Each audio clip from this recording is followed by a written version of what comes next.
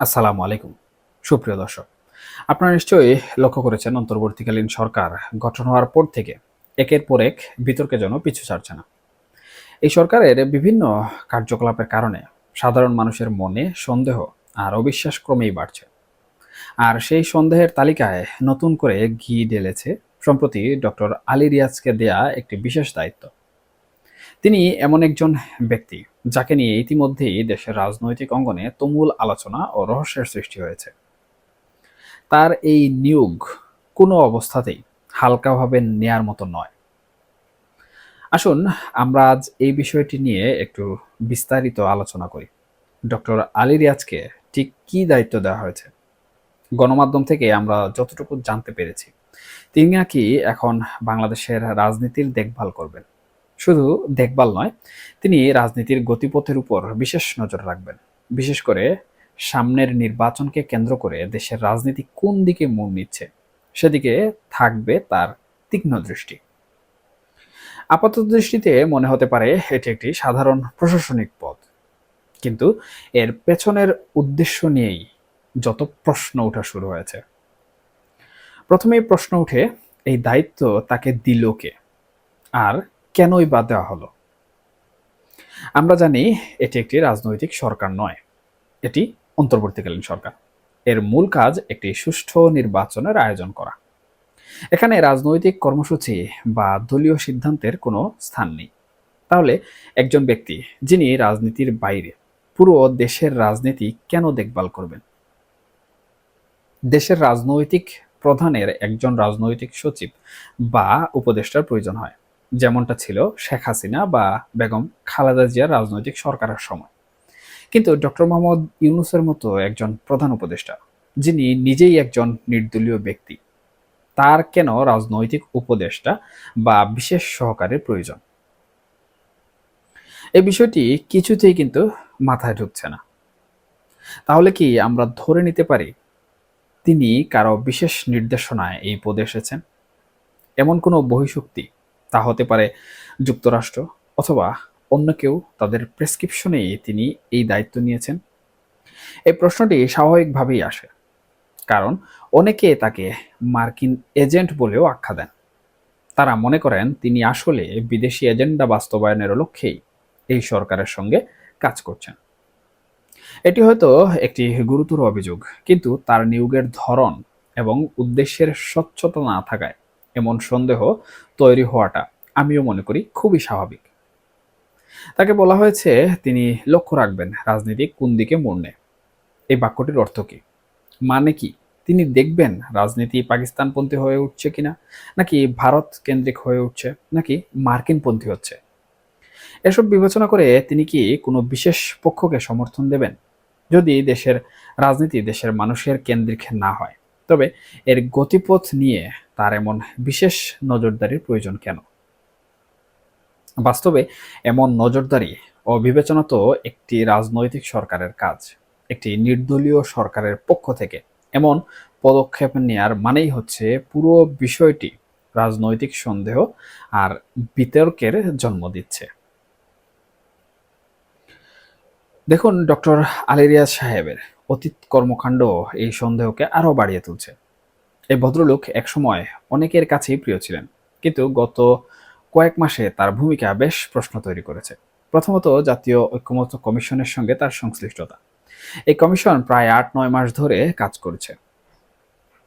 এই কমিশনের কাজ আসলে কিছুই ছিল না।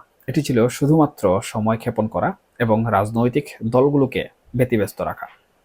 পাশাপাশি সাধারণ মানুষের দৃষ্টি মূল সমস্যা থেকে সরিয়ে এসব বিতর্কের উপর নিবন্ধ রাখা। এরপর আসে সংবিধান সংস্কার কমিশনের সভাপতি হিসাবে তার ভূমিকা। তিনি নিজে সংবিধান বিশেষজ্ঞ নন, তা সত্ত্বেও তিনি এই গুরুত্বপূর্ণ পদে দায়িত্ব পালন করেছেন। তার নেতৃত্বাধীন কমিশন অনেক বিতর্কিক সিদ্ধান্ত বা প্রস্তাব দিয়েছে। বিশেষ করে ৭২-এর সংবিধান সম্পর্কিত বেশ কিছু আপত্তিকর প্রস্তাবও সেখানে ছিল। আর সবশেষ, ঐকমত্য কমিশনের রাজনৈতিক দলগুলোর মধ্যে মূল বিষয়ে কোনো ঐকমত্য প্রতিষ্ঠা করতে পারেনি। ব্যর্থ হয়ে উল্টো একটি চরম বিতর্কিত প্রস্তাব সরকারের কাছে তুলে ধরে। সেই প্রস্তাবটির কথাই ভাবুন।